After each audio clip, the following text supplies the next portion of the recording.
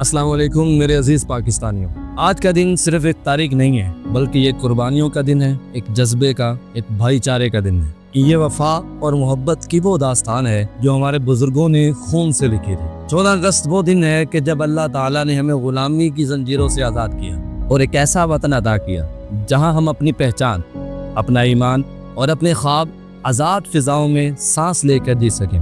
میرے بھائیوں اور بہنوں، آزادی صرف ایک جھنڈا لہرانے کا نام نہیں ہے، آزادی ایک ذمہ داری ہے۔ یہ وعدہ ہے کہ ہم اس دھرتی کو امانت سمجھ کر اس کی حفاظت کریں گے، اس کو ترقی کی راہ پر لے کر جائیں گے اور اس کی ہر کونے میں ترقی اور خوشحالی کے چراغ جلائیں گے۔ آئیے آج ہم ایک وعدہ کرتے ہیں کہ ہم اپنی نسلوں کو ایسا پاکستان دیں گے جس پر وہ فخر کر سکیں۔